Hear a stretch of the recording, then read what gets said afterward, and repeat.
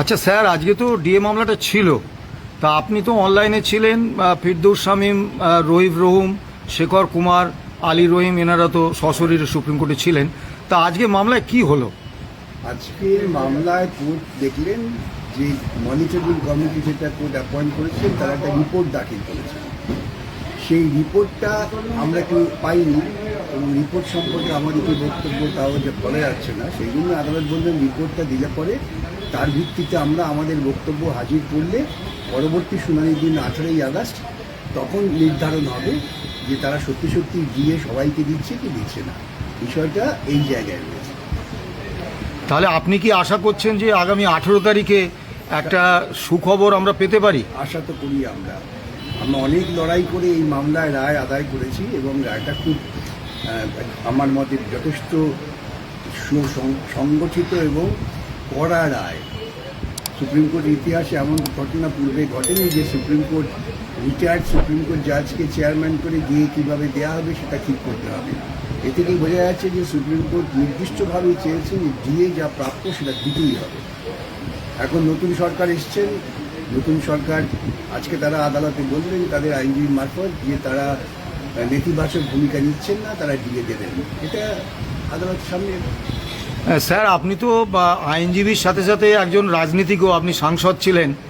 তা এই সরকারের আইনজীবীরা আদালতে বলছেন যে তারা নেতিবাচক ভূমিকা নেবেন না।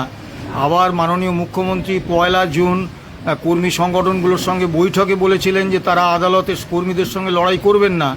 অথচ তারা কমপ্লায়েন্স রিপোর্টে একটা স্টেট বেসড সিপিআই, যেটা ভয়ঙ্করভাবে কর্মী বিদ্বেষী এবং যার বাস্তব কোনো অস্তিত্ব নেই, সেটার মাধ্যমে বকেয়া দিয়ে দেওয়ার কথা সেখানে জানিয়েছেন। এবং গ্র্যান্ট ইন এড ইনস্টিটিউশনসের কর্মরত এবং অবসরপ্রাপ্ত কর্মীদের এই আইন রায় কার্যকর করার আওতার বাইরে রাখার কথা বলেছেন। এবং আগের সরকার যে 100% নিউট্রালাইজেশনের কথা বলেছিল সেটা 85% নিউট্রালাইজেশনের কথা বলেছেন। শুধু তাই নয়, যে এই সরকার কিন্তু পুরোপুরি বকেয়া দিয়ে দেওয়ার ব্যাপারে একটা নেতিবাচক অবস্থান নিয়ে চলেছেন। সেক্ষেত্রে আপনি কি বলবেন? আপনি ঠিকই বলেছেন যে রাজনৈতিকভাবে ওরা দিয়ে দেওয়ার খুব একটা পক্ষপাতী নয়। কেন ভারতবর্ষের সরকার তারা এত ঋণ করেছেন, সেই ঋণের বোঝায় তারা ভেঙে পড়ছেন। ন্যায্য দাবি দেওয়া মেটাবার ক্ষেত্রে তাদের আগ্রহ কম, কিন্তু যেহেতু সুপ্রিম কোর্টের চাপটা আছে, সুপ্রিম কোর্টে তা সে কথা বলতে পারছেন না। সুপ্রিম কোর্টে বলতেই হচ্ছে আমরা আদেশ কার্যকর করব, আমরা ইতিবাচক ভূমিকা নেব। কিন্তু এই যে বললেন যে তারা এআইসিপি বাইরে গিয়ে অন্য কিছু ভাবনা চিন্তা করছেন, এটা করলে পরে ওদের অবধারিত জেল হবে।